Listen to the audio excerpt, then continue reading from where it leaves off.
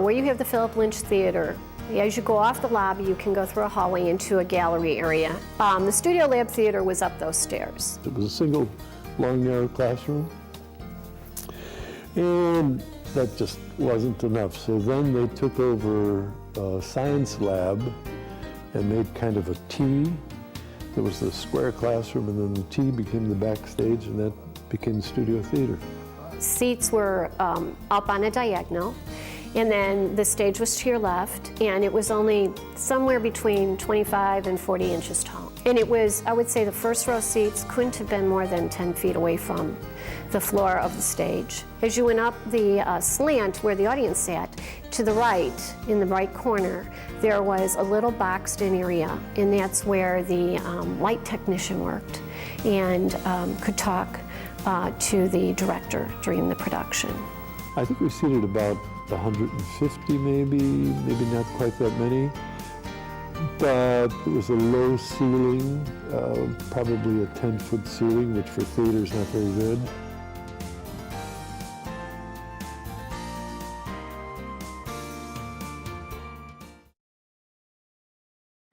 Ladies and gentlemen, from all over town, we're about to get started, so please settle down. The exits are marked, but there's a couple things more. Please silence those cell phones and leave your cigs at the door. And now that's out of the way, let's jump right in. When talking about the Phillip Lynch Theater, well, everyone wins. Now, in regards to the Phillip Lynch Theater, there's a story to be told, so sit back, relax, and wait for the story to unfold. And from its humble beginnings of a studio, lab, and a tent, well, there came a great story of one dedicated gent. And we've got stories from the past and some information to bestow. You're bound to learn something that you once did not know. So come on this journey with us. Dim the lights down real low. It's a beautiful history, so let's get on with the show. As more people came aboard, Chet Kondratowicz's idea of a more unconventional theater, to be called the Tangerine Tent, would go from just a slab of concrete 6 miles down the road from campus and become the next stepping stone towards the making of the Phillip Lynch Theater. We did 4 a summer. Each one would run 2 weeks, so it was about an 8-week season. So there was always one playing and 1 or 2 being rehearsed. And then one would close on Sunday, and that night we would take down the set, put up a new one, and the next show would open the following week. So there were no dark weekends. It was slow in the beginning for the adult shows, but the kids shows picked up quickly. Schools and park districts are looking for places to go during the summer, so they were happy to have a place to go. It was inexpensive. As the summer months ended, however, the tent was faced with obstacles like lack of air conditioning, weather, and then the all-around need for something more permanent for its actors and workers. It had several rips in it from storms. Really, I mean, sometimes the sides would be blown out. Mosquitoes, we would fog the area before the audience came. And then we had cans of off. We'd say, would you like to be sprayed? And then we would spray them. Mice would run through the feet of the audience. It was primitive. On a beautiful evening, you would say, what genius thought of this? Well, how nice, the full moon, breeze coming through, comfortable, good show. When the weather was crummy, it was what idiot thought of it. So it had both sides. It lasted for 4 years. It wore out, we wore out. It really was a lot of work, but a lot of fun. The Tangerine Tent closed in 1974 after a 4-year run. With the tent worn out and Mr. Kondratowicz and his crew in the same condition, a wonderful opportunity presented itself to the theater department in 1975 that would make Lewis University history. The old airplane hangar was being vacated as the construction on the new one had begun. Studio theater was in the same building as the old hangar, and while the university had a few ideas for what to do with the space, Chet Kondratowicz had a little idea of his own. We were in the same building, except in the studio theater upstairs. And here was this space that was about to be vacated, and nobody knew what was going to happen with it. I mean, you heard all these rumors about, it was blank aviation. Kept pushing people, asking questions, and they kind of began to listen. And then we heard that they were going to turn it over to physical plant, to maintenance, park maintenance vehicles. By that time, we had come up with a design and had built a model. And we went into the meeting where they were going to announce that it was going to maintenance, and we said, but we look what it could be. And then it took a little more time, and we started out with $100,000. They got 4 donors. Mr. Kondratowicz had fought for the space and won. Construction on the Phillip Lynch began as soon as the building was acquired, with faculty, staff, and students all working together to turn the hangar into a theater. We had to get an architect to do the drawings, but the design was all ours. We had taken plaster off walls, like in the lobby, that was all covered over. Sanding the seating risers with the big sanding machine, you know. If you look at it, there's quite a few gouges in the wood, because it was all the work that's done by students. So. While students and faculty and staff worked tirelessly on completing the renovations of the building, a name had still not been chosen for the theater. It was no surprise that it would be named after one of the most beloved teachers at Lewis University, who passed away right before the theater's inaugural season. And, you know, we didn't know what we were going to call the theater. We had a box, you know, with suggestions about what to call the theater. I think one of the big suggestions was the Beacon Theater. But then, unfortunately, summer of '75, Brother Phillip passed away. And I thought, well, that's so appropriate to name it after him. Brother Phillip Lynch was a great teacher in this theater speech department, and he was a great man. He was this Irishman. He had shockingly white hair and beautiful voice, because he taught. He did a lot with speech. Had this beautiful voice, and the girls would sit in class and just swoon listening to his voice. And I saw him perform. He played the Shakespearean actor in the Tangerine Tent in The Fantastics.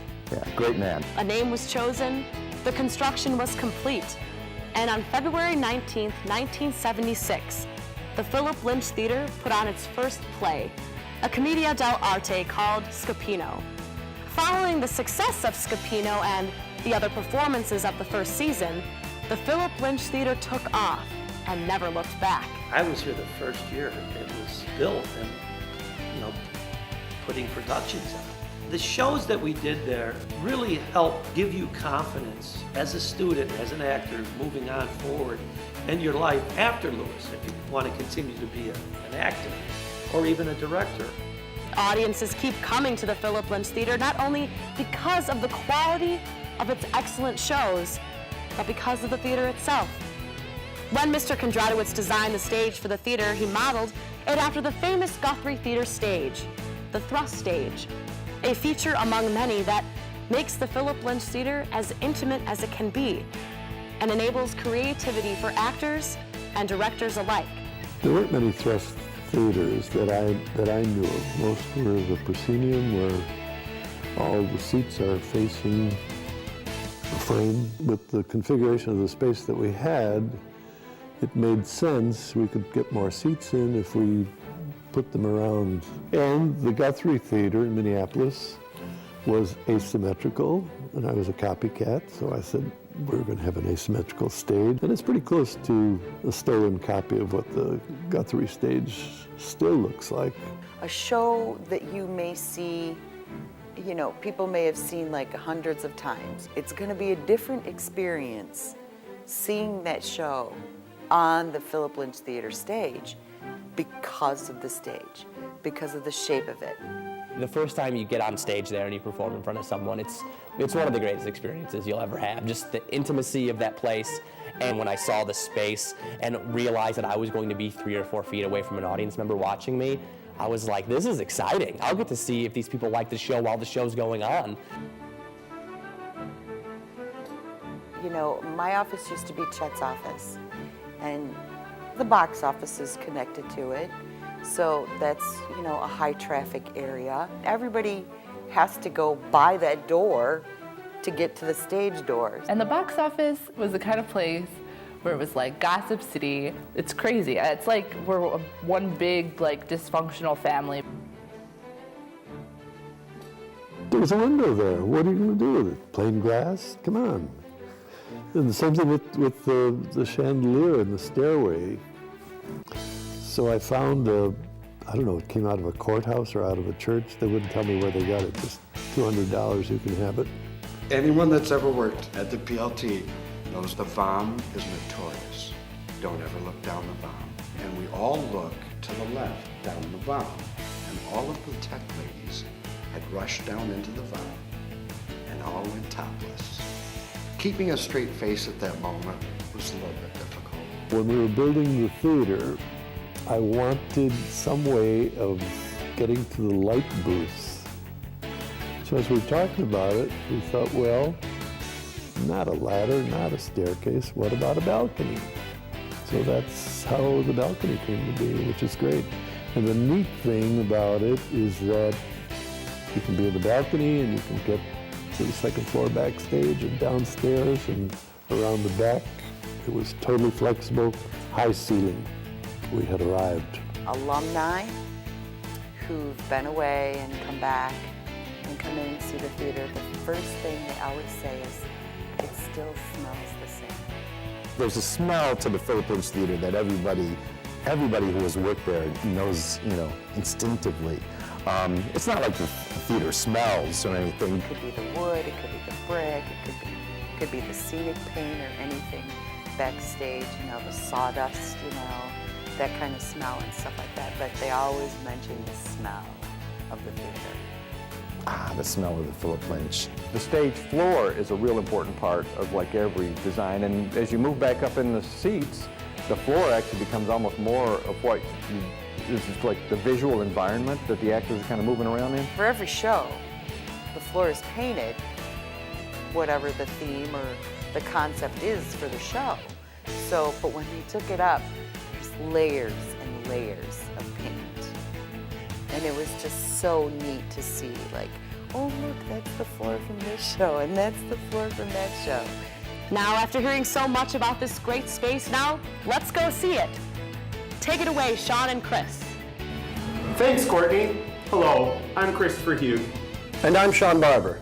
And we're here to take you on a backstage tour of the Phillip Lynch Theater.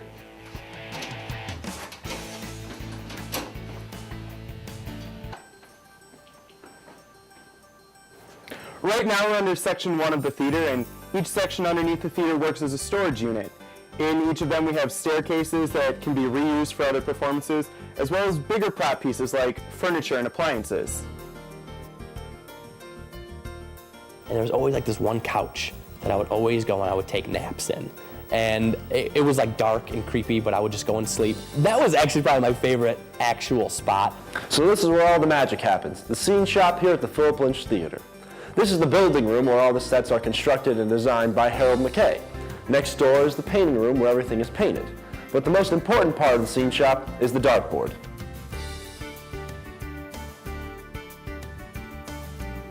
Here at the dartboard, we take time to sit back, relax, and have some fun. But the true champion of the dartboard is Mr. Harold McKay himself. My home is in the shop where we cut and build and mix paint and stuff like that. We have a nice dartboard. I like 7 feet in front of the dartboard sometimes. But. Right now I'm heading upstairs to the dressing room, and on the walls here we have pictures of previous alumni who have graduated from the Phillip Lynch Theater. And it's just a great reminder when performing a show to see who's been on the stage before us, and hopefully one day be able to see my face up here as well. So this is the dressing room at the Phillip Lynch Theater. This is where all the actors and actresses apply their stage makeup as well as get ready before every performance. But the most important part of this dressing room is the senior wall. We call it the wall signing. After graduation, theater majors come over and they sign the wall in chalk, and then we paint it over and we have champagne and toast them on their way. Here's the costume shop where we build and design all of our costumes. We have ironing boards and sewing machines and plenty of accessories to build and perfect all the costumes we use on stage. We also have a costume closet with plenty of clothes and shoes. That was always exciting to me, getting the call from Celeste, and Celeste would say, hey, come in, I got some costumes for you to try on. I love that. When you're a kid and you play dress up, it's like fantasy. So of course I'm gonna go into the costume shop, I'm gonna try on all the makeup and the costumes and the accessories. Right now we're standing in the rehearsal hall at the Phillip Lynch Theater. A lot of classes are held in this room, but it is especially important for students who need to practice their scenes for a show. Another important part of this room is the mirrored wall where students can practice their dancing. I like the rehearsal hall because that's where I spent a lot of time perfecting my tap, and the acting for television class was in that room. You could go in there when nobody else is in there and you could just relax. I would sometimes just go in there and do my monologue or practice a song. Now we're in the ceiling in the Phillip Lynch Theater, which we call the grid. Up here in the grid, we hang all of our lighting instruments that are used for all our shows here. One really cool part of the grid is the old winch that was used when the building was an airplane hangar. The winch was used to raise and lower motors out of the airplanes, and now it's occasionally used in one of our shows to raise and lower set pieces. While it is a little bit of a daunting experience the first time you come up in our grid, it truly is one unique part of the theater. The lighting system where the lights are hung in the theater is a little bit different than you would see on a proscenium stage. You don't get to lower the bars and they come to you, you have to hang above them. So there's these catwalks above the stage, and they're very, very old, and the wood's like brown and near rotting, and you just kind of take your life into your own hands when you're up there. Right now I'm sitting in the tech booth where the lightboard and soundboards are located. The lightboard, soundboard operators, as well as the stage manager sit up here every performance and run a very smooth show. The control booth is a wonderful place to be, kind of locked in there, watching the console stuff work during the show. Our last stop of the tour of the Phillip Lynch Theater is here, in the attic. In the attic, we have everything you could ever need to do a show here, from chairs to bicycles, suitcases to hats, uniforms and old televisions. Every prop piece you could ever dream of is probably up here. One special part is that many of our props are antique and were very, very valuable. Just another special feature of the Phillip Lynch Theater. It's just this amazing place because so many people love the Phillip Lynch Theater and donate all these antiques that otherwise would cost thousands of dollars. It's just like walking through a museum up there. It's incredible. Well, thank you for stopping by on our backstage tour of the Phillip Lynch Theater. I don't know where Chris ran off to, but I guess... Oh, so that's where you've been hiding this entire time. Nice of you to join us again, Chris. What do you mean? I've been on the tour the whole time. Well, like I said, thank you for joining us on our tour of the Phillip Lynch Theater. We hope you had fun, and we hope you come see a performance soon. Well, that's all from us, and I'm going to send it back to Courtney to finish the rest of the show. Thanks so much, guys. Now, let's take a peek at what we might look forward to in the theater's future. The future of the Phillip Lynch Theater is very promising indeed. In the upcoming years, the theater department hopes to add a black box theater, as well as more space to the Aramis Fine Arts Center. Just a black room that you can do anything with. It's a smaller space, only about 100 people, movable seating risers. Where we can do, slightly more edgier theater. Going to allow them to do more student-produced things and allow the students to have hands in directing and choreographing. That's going to be much more for training, it's going to be much more for actors and much more for small experimental things. It's a space, finally, that is soundproof from the theater. So with this, we'll be able to get more rehearsals in, do more shows. People who go to the theater go to art galleries. People who go to the theater go to music concerts. So to support the fine arts and not just the theater combined in that building is going to be a great asset for all of those departments. Every member of the Phillip Lynch Theater, past and present, each has their own hopes for the future of the Phillip Lynch. I hope to see some major growth. And selfishly, I hope eventually in 10, 15 years, or 20 years, once Keith decides to leave and Joe decides to leave, that I can take this place over. The thing that I'm most excited about, this is really so mundane, but it's the storage. Because after almost 35 years of doing plays, we have so much stuff. Eventually, Lewis is going to have probably a new performance space, a much bigger space. Now, that's not in the plans right now. But at some point, there's going to need to be something like a concert hall or, a larger kind of auditorium. To not have to climb a 10-foot ladder to get down a hat for one show is going to be awesome. And I hope you're looking forward to planning a trip out here to visit and see the awesome things we have here, because they truly are exquisite. Our documentary is winding down, so that means goodbye for now. But just hold tight, because we have some time. Before our final bow, on behalf of us all here, we hope you enjoyed the show. We thank you for your time today, and now you're free to go.